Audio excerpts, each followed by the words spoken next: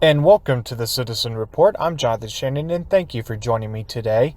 My good friend and co-host David Heller will join us in just a few moments to talk about a developing weather situation early next week. And it's important that those of you in the middle of the United States watch that forecast and take heed to what he says, because it's very important. And clearly there is a tornado outbreak that is possible coming up on Monday, at least on Monday, but we'll get to that in just a few moments. But first, I want to get you an update on these stay-at-home orders, and as well as what Attorney General William Barr has been saying regarding them.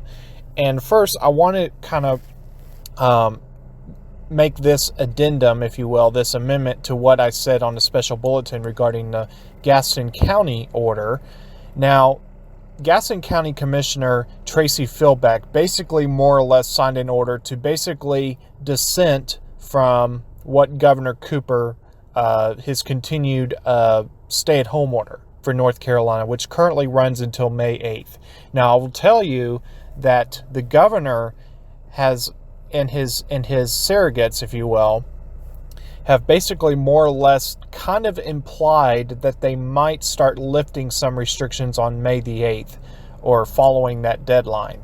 Now, it will be interesting to watch, because clearly the people are rising up and they're saying no more to these stay-at-home orders, to which I agree, because as I've said on the special bulletin, you don't get to suspend people's rights during an emergency.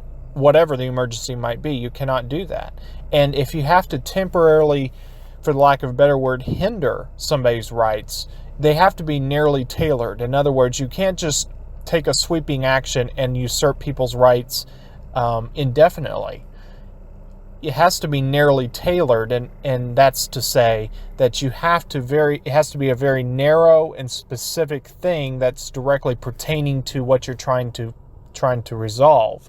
But what you've got here is this wide-reaching thing that basically says that people can't do anything that the government says they can't do, and they can't be out of the house, legally speaking. And of course, these stay-at-home orders are really only in existence by color of law, and that's to say that it has the force and appearance of law, but they are not. They're not law. Law has to be passed through the state legislature. In this state, it's called the General Assembly. And if it's not done that way, if it's just an order signed by the governor, it's not law. It just isn't. Now, regarding the Gaston County order, apparently the order itself does not actually usurp fully the stay-at-home order. However, it does say, among other things, and of course, it actually does still allow full effect of the stay-at-home order in terms of regarding the portion that talks about the staying at home.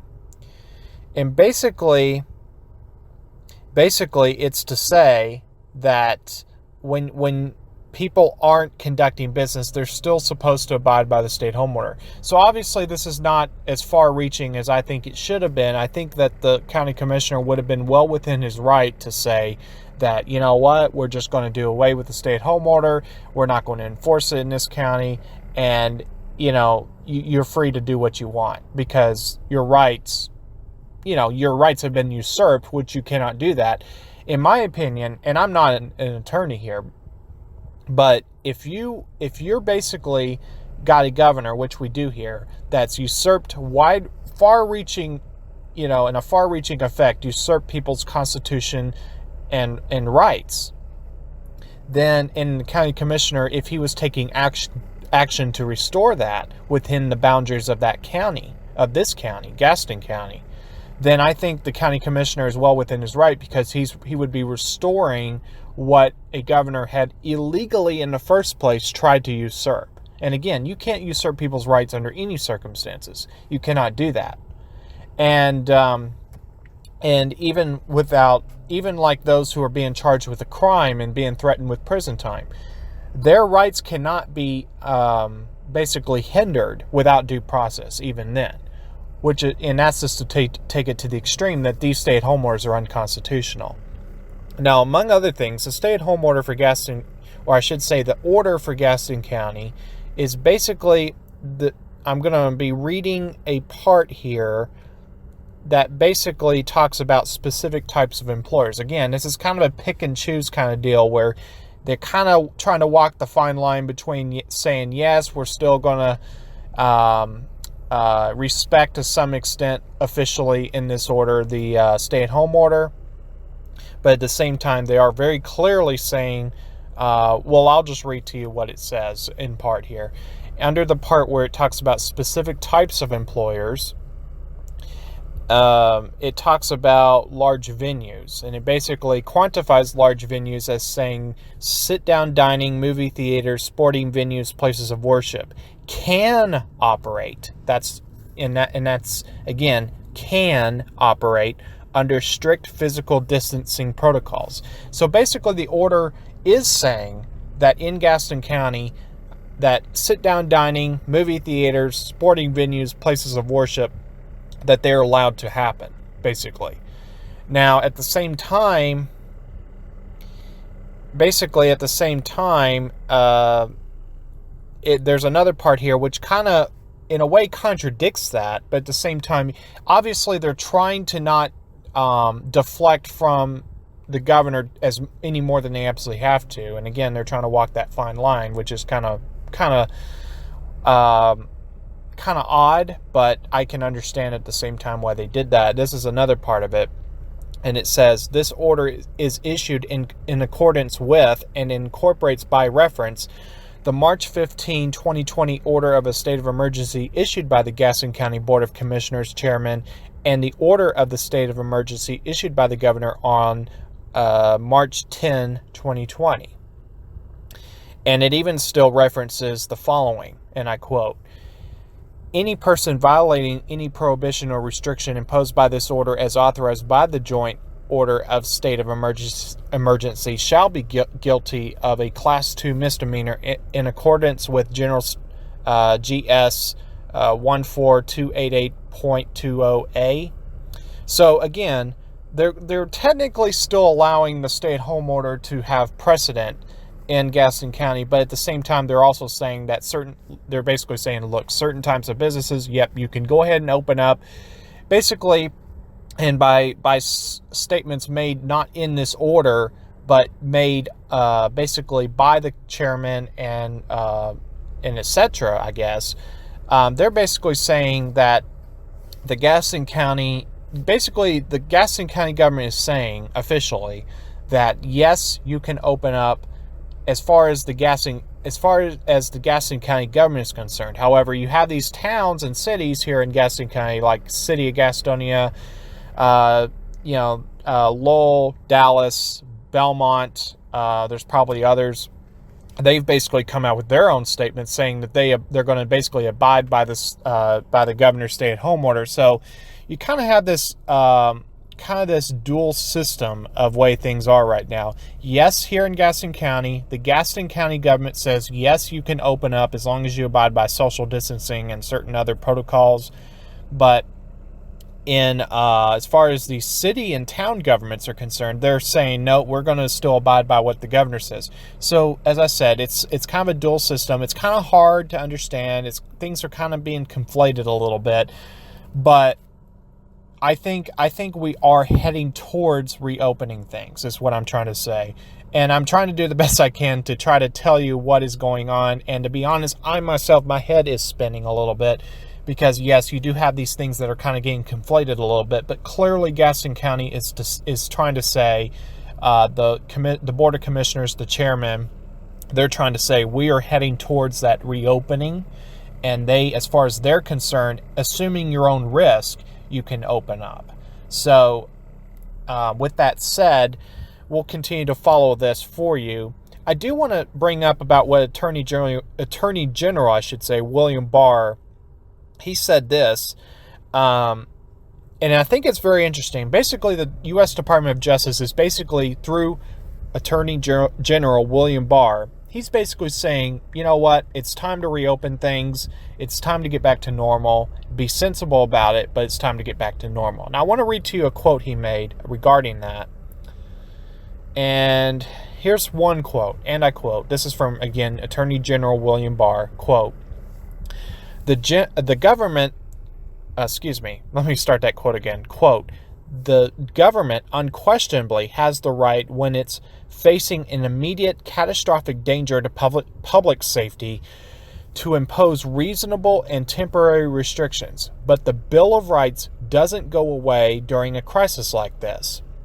But what it does do is it requires that the government justify any restrictions as truly necessary and ensure that there are not other ways of addressing the government's interests that are less burdensome on our rights. Now, when this crisis first emerged, I think it was appropriate to have initially broad restrictions because we didn't know much about the disease, except it was very contagious and we didn't want it to overwhelm our healthcare system, unquote.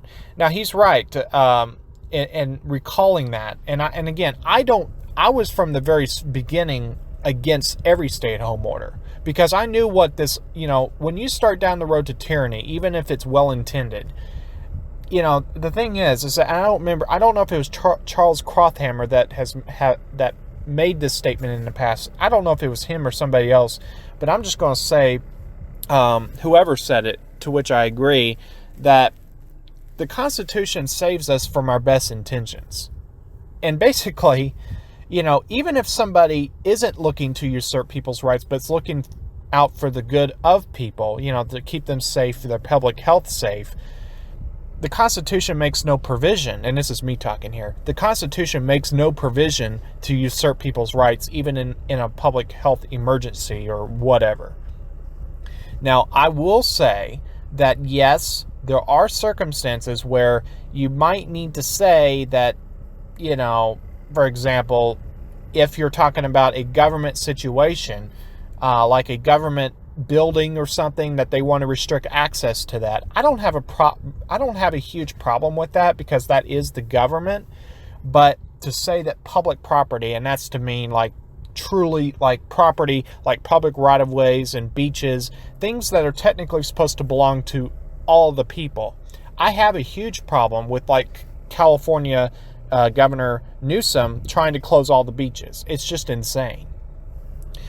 But to continue here, and I want to get back to another quote from Attorney General William Barr, and this is him again talking, and I quote, "But now that the curve has been flattened, the rate of spread has been slowed, our system has not been overwhelmed, and has had time to adjust to the situation, it's time to restart rolling back some of these restrictions in an orderly and sensible way.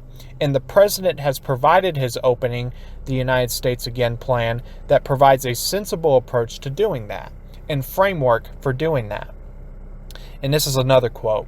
And folks, this is the kicker here, and pay close attention to what he's saying. Quote, "So, we're on the lookout for restrictions that are too widespread, too generalized, and are unduly discriminatory towards liberties such as religious liberty or speech. And we try to work with the state and local governments to address these concerns. And in the appropriate case, we would consider taking action," unquote. Now, I want to just say that I'm reading this on Breitbart.com in case you want to go look at that, and I encourage you to do so.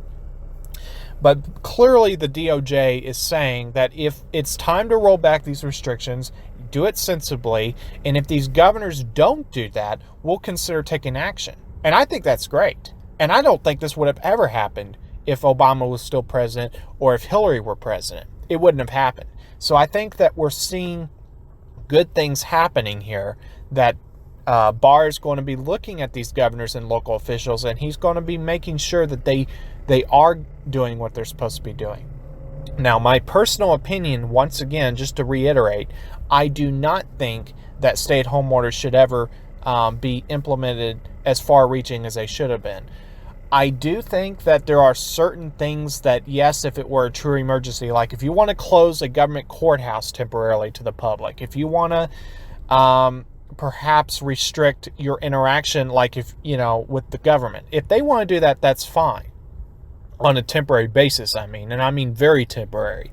But to say that private businesses, people in their private capacity, and just being on public right of ways, which are supposed to be owned by the people, that's a problem if they want to restrict that, because at that point the government has jumped the gun and they have gone beyond what the Constitution allows them to do outright.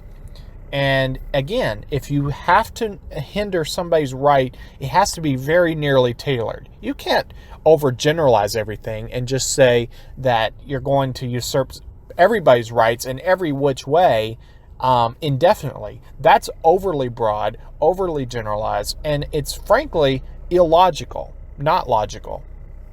So, and of course, we'll keep following this here on the Citizen Report. I do want to get now to the segment with David to talk about weather, because a potentially, and I want to stress the word potentially, significant severe weather outbreak is possibly on the horizon, coming up early next week on Monday in the middle of the country. And I believe Arkansas, Missouri are currently in that bullseye where it's being forecast to happen. Potentially again. So I encourage those who are listening from that area or in that general vicinity to listen to the following segment and just be weather aware coming up next week. All right. Now, I would like to invite y'all to stay tuned for the end of the podcast, the end of this episode. I do have a personal message I'd like to send at the end of the show following the segment with David. But for now, let's join the segment with David regarding weather and also an update on Tegna right now. And thanks for staying with us here on the Citizen Report. I'm Shannon in North Carolina. I'm joined by my good friend and co-host David Hiller in Oklahoma with important information on weather, as well as some information, more developments that is, on Tegna. David, how are you today? Doing good. How about you? Pretty good. Obviously, David, as I was telling the viewers at the start of the show, we got a potentially significant weather outbreak early next week. Why don't you just give everyone a briefing on what you're seeing with the forecasting? Yes.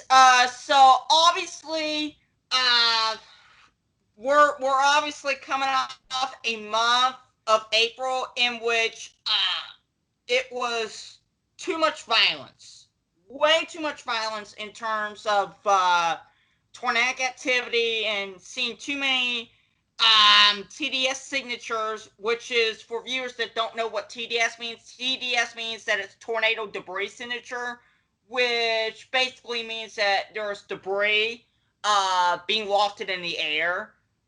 So we saw too many of that this month, or not this month, but the past month of April, including over in South Carolina, not too far from GSP Airport. There was a tornado there, and that too casted debris wafted in the air. So April was just a bad month in terms of tornadic activity, and May actually get off to a rough start when it comes to tornadic activity here. And here is the forecast outlook from the Storm Prediction Center in Norman, Oklahoma, as I am doing this on the fly here. Let me get this thing pulled up. And then I want to do this number and this number. Sorry David. Yeah. Okay, there you go. I was fixing to remind you about sharing the screen. You got it now. Yep.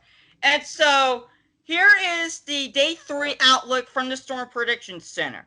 And so basically this covers areas from, about Wichita east almost to Jeff City, and then from Kansas City on down almost to Fort Smith, and from Tulsa east.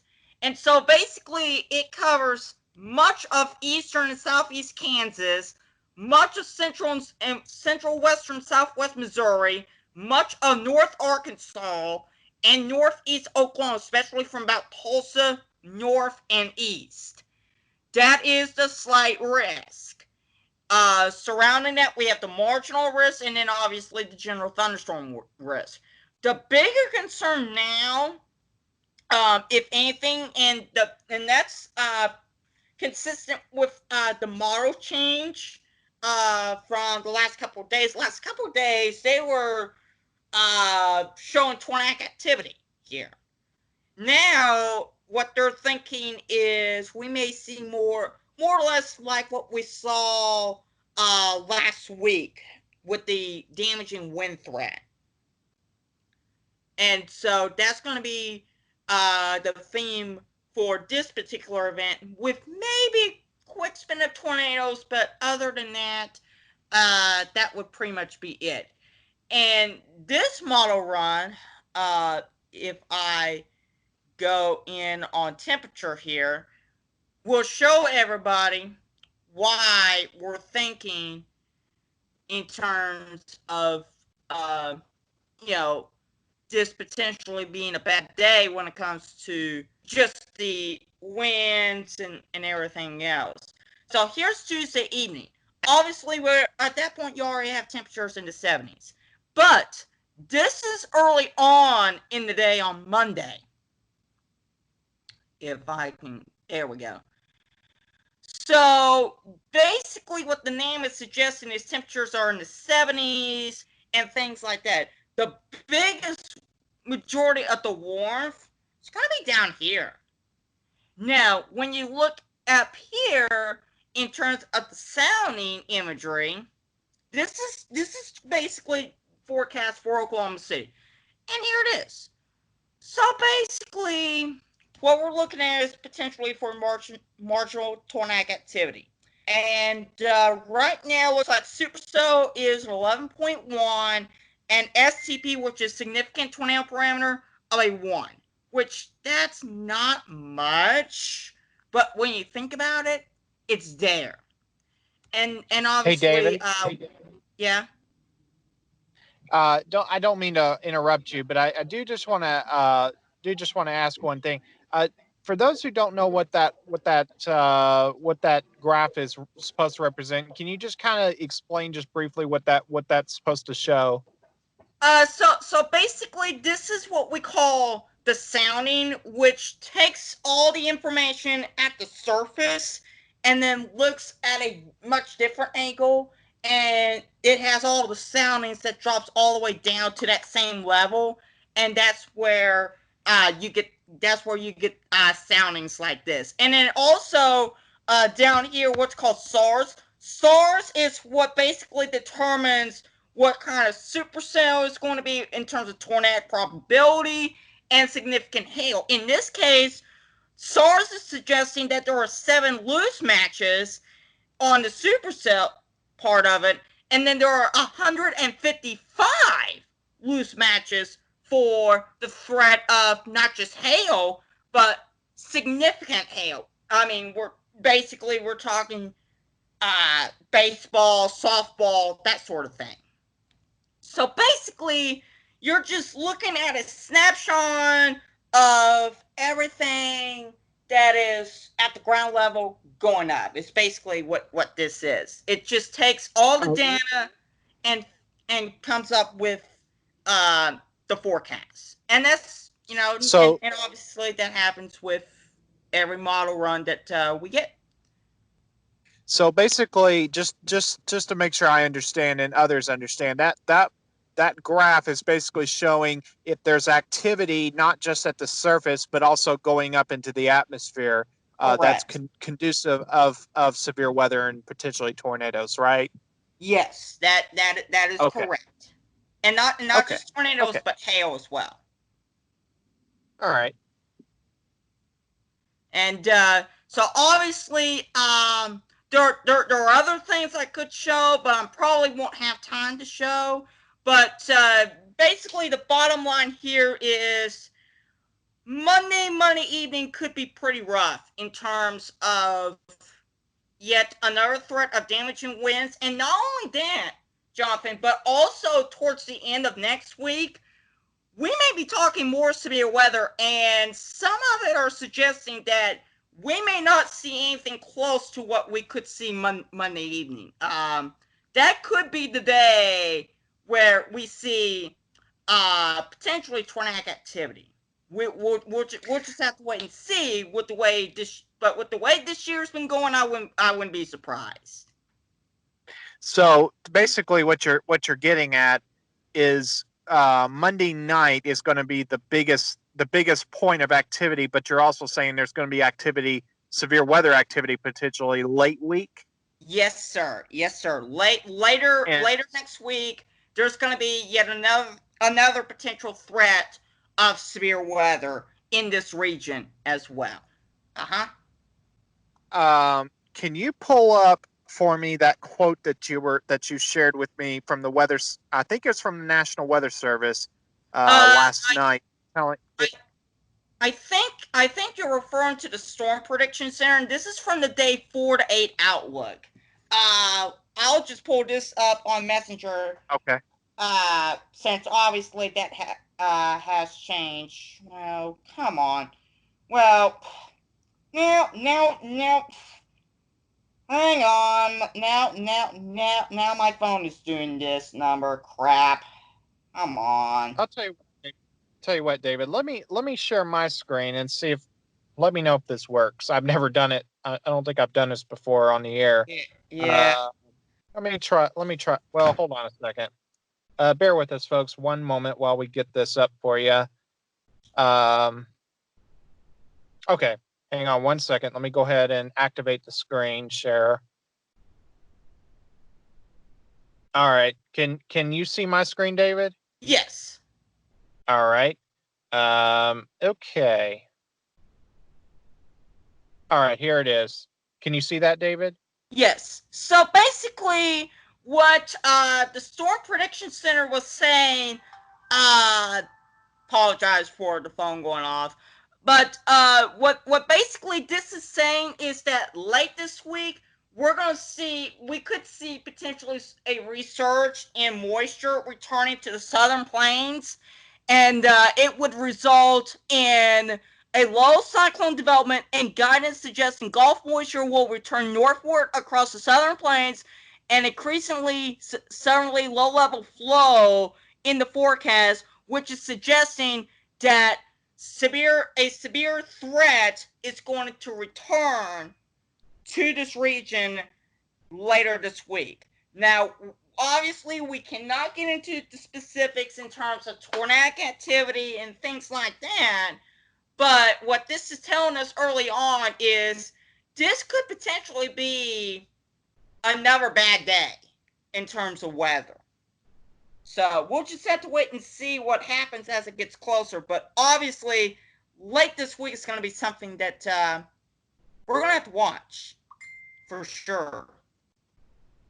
Absolutely, David. And I do think it's kind of interesting because you said you were telling me yesterday that you started seeing all this pop up regarding next week about 2 weeks ago, and you know the forecast area has shifted east, but I think it's kind of significant to significantly noteworthy to mention the fact that they have been forecasting some potential severe weather like you were telling me yesterday about 2 weeks out for early next week, approximately. And although the original area was showing it like from about Wichita south through Oklahoma and potentially, what would you say? Did it go into northern Texas down to the Metroplex? Pretty much western North Texas, well north of DFW. Oh, okay. Alrighty, but obviously that bullseye appears to have now shifted over, basically right over the Ozarks. And, you know, obviously that may not be the only area during this potential outbreak, but obviously the confidence has been there for some time that there might be an outbreak forthcoming. And we should obviously hope and pray that this doesn't verify into an actual outbreak. But obviously, we here at the Citizen Report want to keep everyone safe and informed on this. Exactly. And certainly we will keep everybody apprised. on a situation not only for early next week, but potentially later next week as well, with yet another round of violent weather. Absolutely. Alrighty, David. We'll follow this carefully, obviously. But before the end of this segment, do let's get into Tegna a little bit because we've had some pretty significant developments with that regarding the shareholder votes and also some quotes from Standard General. Correct? Yes, yes, we do, and so Tegna, as of last Thursday, did reelect all of its existing 12 members that they had to the board for another term, and so that's probably the unfortunate part. But the good part about it is coming from this quote. Let me share my screen here, so that way viewers can see what's going on with that. Um, it says, quote, this is from Howard Elias, who is chairman of the board, says, quote, this outcome is a validation of our board's ongoing commitment to driving value for all shareholders. The board has benefited from the opportunity to speak directly with shareholders about Tegna's strategy and performance and to hear their feedback and perspective. We appreciate that Standard General has a large investment in Tegna and look forward to moving past the proxy contest and having a constructive dialogue with Sue Kim going forward. Close quote.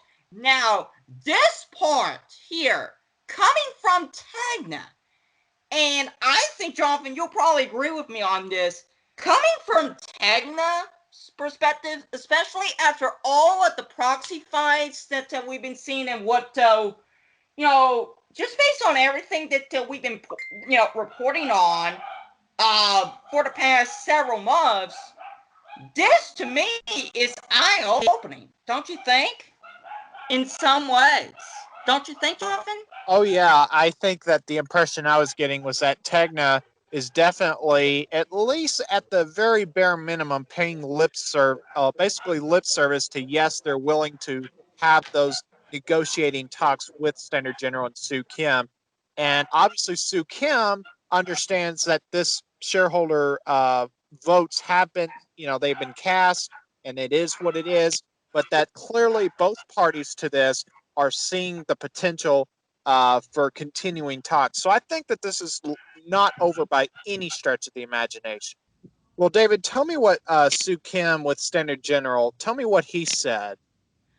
Okay, so this is what Sue Kim said, and I'll just read this in full. Quote, Standard General would like to thank our fellow shareholders for your engagement over these past few weeks. Regardless of the card you voted, we appreciate our dialogue with you during this process, and we very much hope that will continue. It goes without saying that we always respect the will of all shareholders. We as in Standard General, invested in Tegna because of their fundamental conviction that Tegna should be the premier pure play local affiliate TV broadcasting group. They choose to become more actively involved after management failed to acknowledge reports of merger and acquisition interests. Signs of entrenchment and a lack of transparency are behaviors that will always raise concerns with Senior General. Inside and outside the boardroom, we are confident that we have already made important contributions benefiting our fellow shareholders by challenging management's narrative about the company's performance and seeking greater transparency about Tegna's numbers, acquisition metrics, and engagement with third parties. It may very well be the case that the pressure from our election contest is the reason, investors learn of the broad interest of third parties in an acquisition of Tegna at a premium valuation, and the reason that Tegna finally agreed to engage with interested parties in early 2020. At this moment, however, The COVID-19 pandemic demands that we all unite to urge Tegna to put its focus on managing through this crisis and emerging from it with renewed strength and purpose. We continue to believe that there are many areas for improvement at Tegna and are hopeful that away from the heat of a proxy contest, the board and management will consider many of the issues we have raised. At the appropriate time, and this is important, we look forward to management providing clarity around its plan to restore and grow shareholder value. And we remind the company that it has not held a regular analyst day for investors since the middle of 2017. And here's another key part. We are focused on long-term value creation, and we would welcome management providing shareholders with a compelling plan to deliver standalone value as an alternative to whatever outside strategic interests may return in the future. A company's success depends on its people. Standard General appreciates the work of Tegna Station staffers, the reporters, producers, operations teams, and account representatives who keep the business running. The work Tegna's people do on the front lines to provide reliable news to Tegna's communities has never been more important. This shareholder is grateful for your efforts.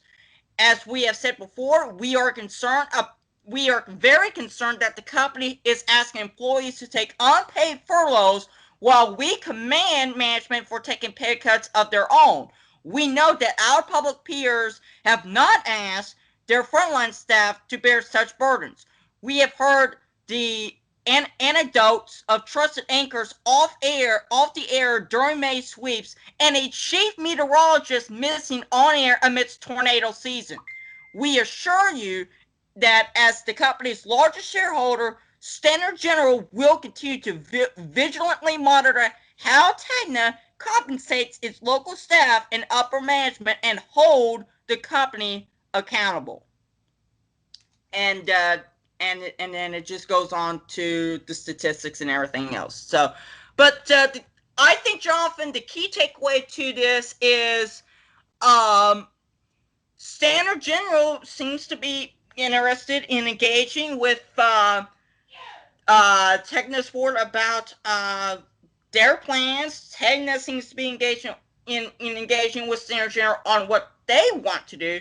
But I think right now the focus is getting through this pandemic that we're in right now, and then after that, start talking about potential alternatives for Tegna to maximize shareholder value, including potentially a sale.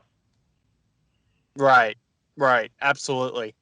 Yeah, I think that, as I said earlier, this is not over by a long shot. I think right now Standard General they're gonna kind of take a step back, reassess the situation. But I suspect, David, we'll continue to see them attempt to make Tegna either create standalone value as a company, restore standalone value as a company, which frankly, David, it hasn't had in a measurable way for at least now a couple of years. And definitely, David, it hasn't been a company of my preference since it's been with Gant, since Gant was one company before the split in 2015. Ever since then, Tegna's has been kind of nosediving in terms of its brand value, in my opinion. We'll have to continue to monitor this, David. Obviously, we'll have to see how this plays out. I am interested, though, what TBN might have to say about this. I haven't seen a statement. Have you? I have not as of this recording, but if we do, obviously we'll report on that in a future episode of Citizen Report. Alrighty. Yeah, we'll continue to follow this. Don't worry, everyone. We'll make sure you're kept up to date with the major developments about this as well. On that note, I think we're about done with this segment. Obviously, everyone will continue to watch this weather situation in the middle in America's heartland, and report on that as needed. David, thanks for coming on today. It was great having you on. Thank you very much, and you can find me on Twitter at David_Heller9, Facebook, Instagram, all that. And yeah, if you like to see all of my happenings first week of June while I am on vacation in Branson, Missouri, uh, give me a follow, and Absolutely. I will be happy to follow you back. Absolutely. All righty, David.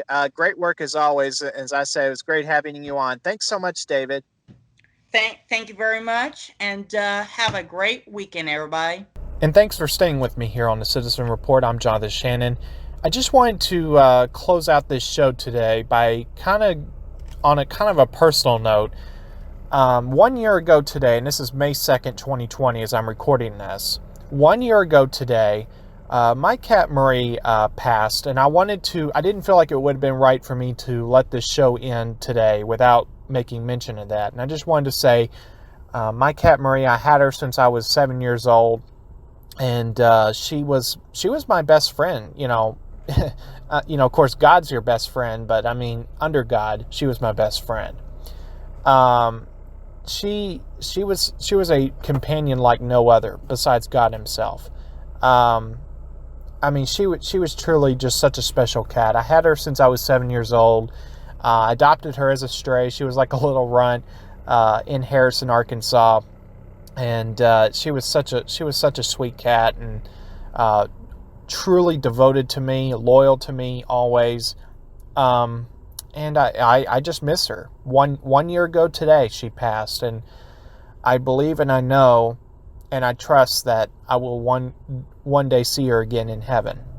And it's obviously not the easiest day, as I've been able to get over the emotion of it quite a bit, but obviously, 1 year anniversary of any loved one's passing is obviously hard to cope with on some level at least. And again, I know I'll see her again in heaven someday, and I wanted to make mention of that before I close out this podcast. And I'm showing some images of her, and again, she was such a sweet cat.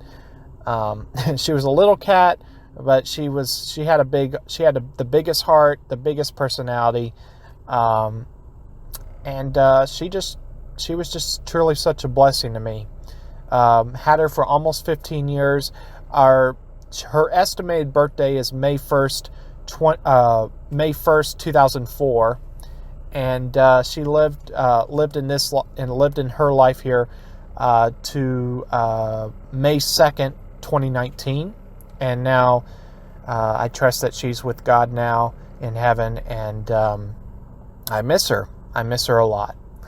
All right. On that note, I just wanted to quickly make mention of her website, thecitizenreport.weebly.com.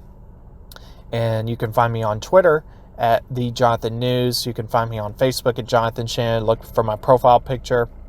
You can also find me on YouTube at Jonathan Ryan Shannon. I encourage you to subscribe to me. That's for now where our episodes of the Citizen Report are getting uploaded to once they're produced. And so in honor of Marie Cute Shannon, I'd like to thank you for tuning into the Citizen Report today. I'm Jonathan Shannon. Have a great weekend and a great week ahead, and God bless each and every one of you. Enjoy life and trust God always, and have a great rest of your weekend.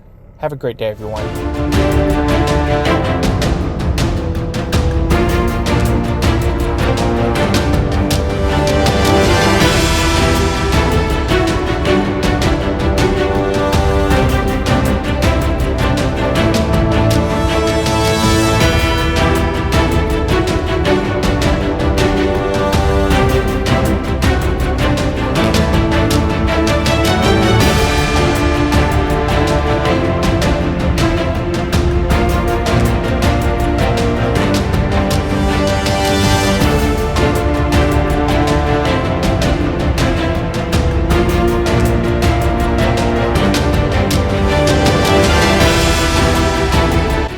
The Citizen Report is a production of New Shannon Media. All content protected under copyright.